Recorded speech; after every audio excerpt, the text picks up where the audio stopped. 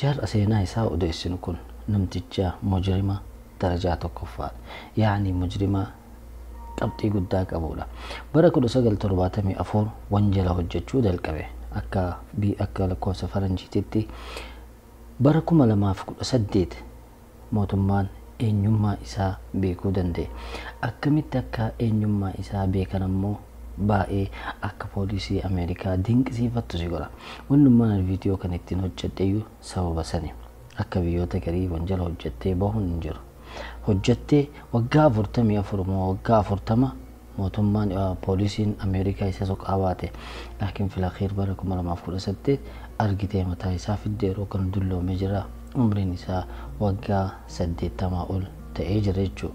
Seenaa namticha kana maal akka inni raawwatee fi maal akka inni dalagee viidiyoo kana irratti wajjin laallaa nafaana tura. Tole, maqaa isaatiin haa jalqabnu. Maqaan namticha kanaas Joseph James The Angelo jedhama. Maqaan isaa akkasuma moggaasota hedduu moggaasaniif moggaasota isaa moggaasan keessaa ka halkan ari'ee nama ajjeesu akkasuma ka qalabatii daayimandiidhaan akka qalabatii daayimanditti nama hidhee nama ajjeesu jedhanii li'annuu ita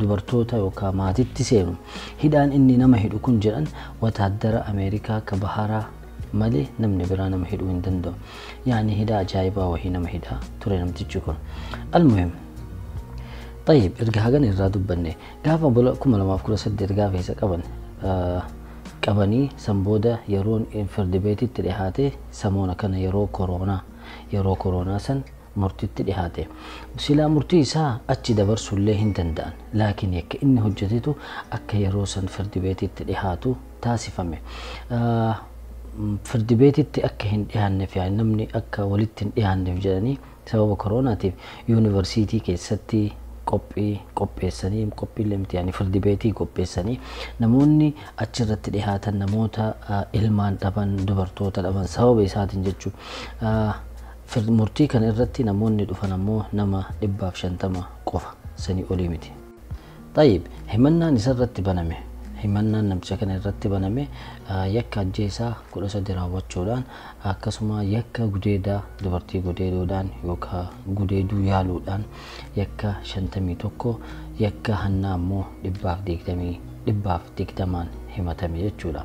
Namtichi kun hojii akkaataa inni itti raawwatu akkami yoo jettee kana gaafattu ta'e namtichi kun osoo nama san badii irratti raawwatin dura in hordofa nama san يعني فقودا هردفا سنبودا ويتوا حال متجايف سيني وان بربادو سن دلقي با جلقبو ويتا وانجل دلقو يوكا جلقبو أكاتا إن تجلقبي هن قفا أكم قولا من هنسينا من هاتو بربادو سن هنسينا إرقسيني بودا أكا نجرح باتري هم نقبو فولتين إفاق منو بكما چيسي سادي لتسينا لك باتري هم نقبون اتقب سيسا باتري erga isaanitti qabe booda akkana jedha jaartiidhaan jaarsa kee harka isaa fi miila isaa hidhi jedhaan jaartiin sodaadhaaf jaarsa ofii hiiti harkaa fi miila san booda inni ofii isaatii dhaqee harka jaartii namtichaa hidha san booda namtichallee tolchee hidha erga hidhee geessa booda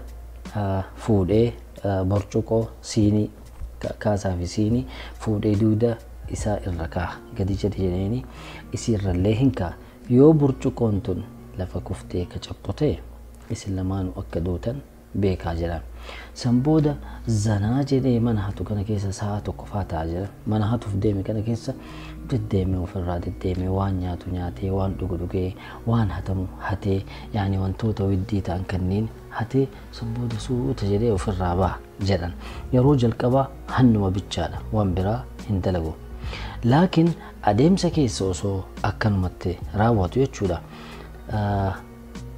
دوبرتوتا إيجو جلكبه يارو سنتين دوبرتوتا كان أجيسو دام بيكبه warri biyya sanii California keessatti maqaan biyya maal jedhamti maqaan biyya inni keessatti hatutun Sakarmantuu jedhamti akkasuma maqaa sirrii waamee jira wanjala inni hojjete keessaa dubartoota kophaa bahuu sodaatan biyya san keessatti.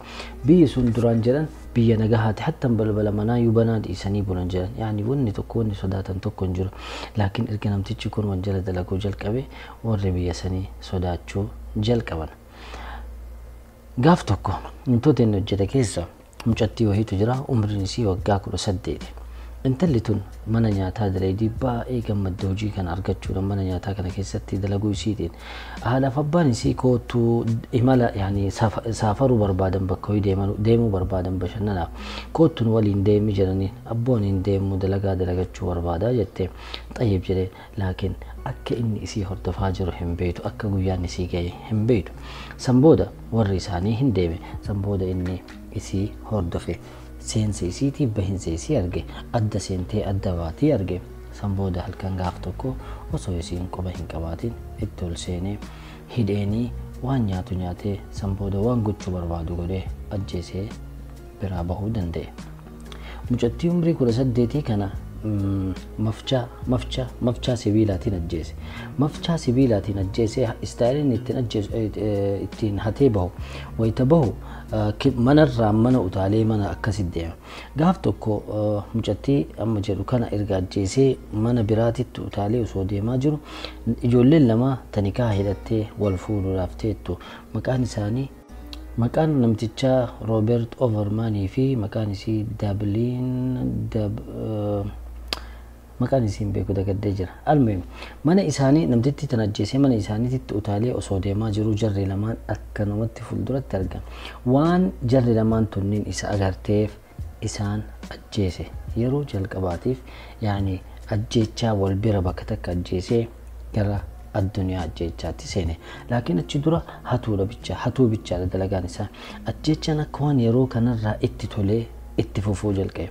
Bara 1980 jaarsaa fi jaartiitti mana ol seene.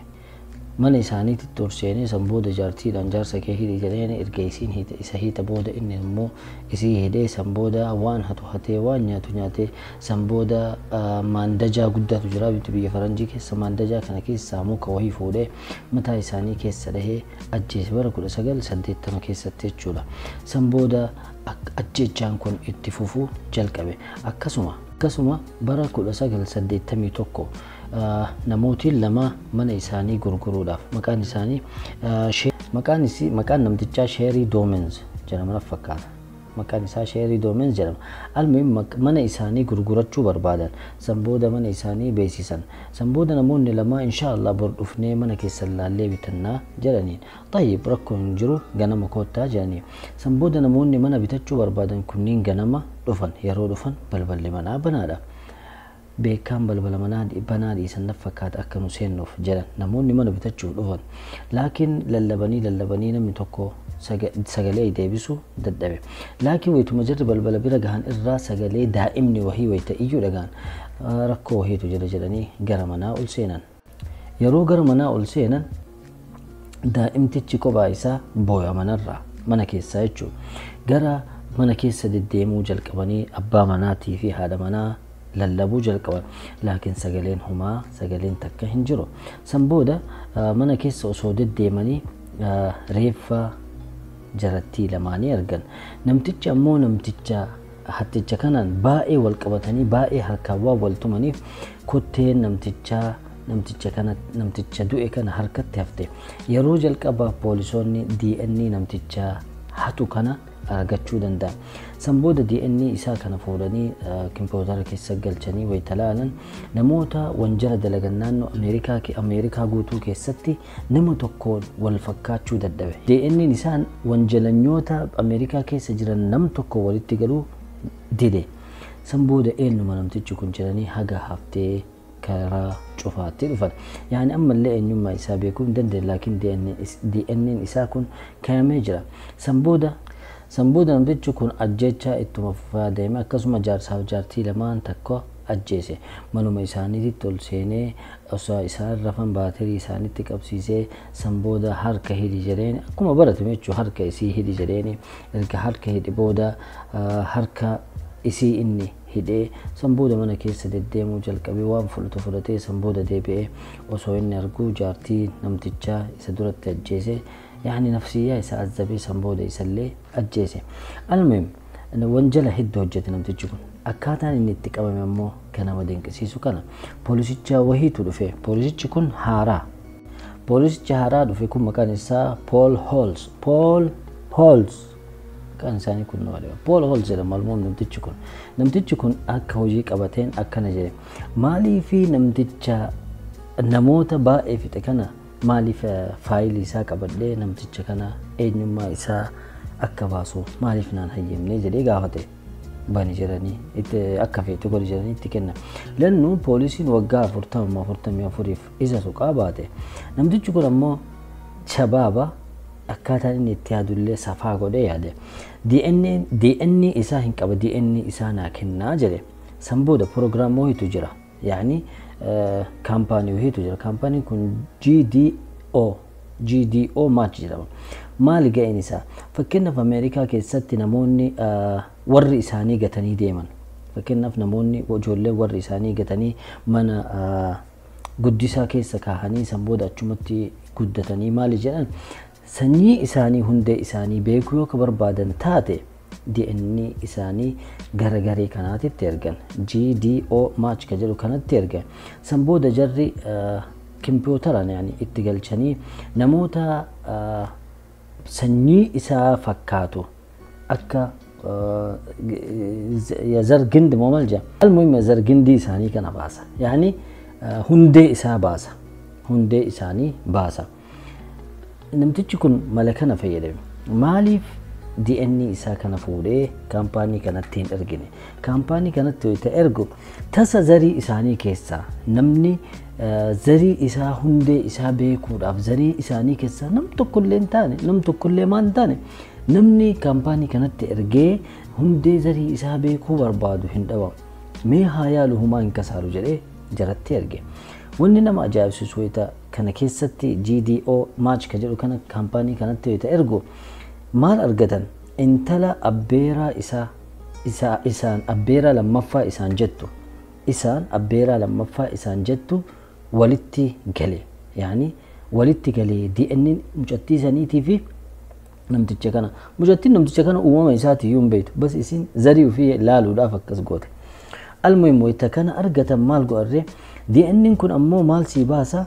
Ija nama sanii sii hima. Ijji isaa gurraattii taate, bunni taate, magaala taate, azraga taate akkas. Almuhim ijji namicha kana bifti isaa azraga turte. Yaani bulee jedhama. Bulee turte. Azragni bulee maamti. Ijji isaa bifa kana qabdii turte. Yeroo kana poolisoonni akkam godharree nama jahatu zarii namticha kana irraa zarii mucattii tana irraa gara haadhaatiin abbeeronni jiran nama jaha. Jahantanniin keessaa namtichi manguddichi waggaa 80 kun jara keessa jira. Akkam gootaree poolisoonni nama jahanuu bakka takka hordofuu jalqaban. Akkamitti hordofan? Yeroo inni maxaama deemu kun wayitarii ta'ee maxaamatti xaawilaa jalaa xalagee yaani waa barbaadu fakkeenyaaf waan inni kaasaa inni asiireetti dhugee kaasaa inni waa itti dhugee darbe maaliif DNA isaa fuudhanii marmaruudha.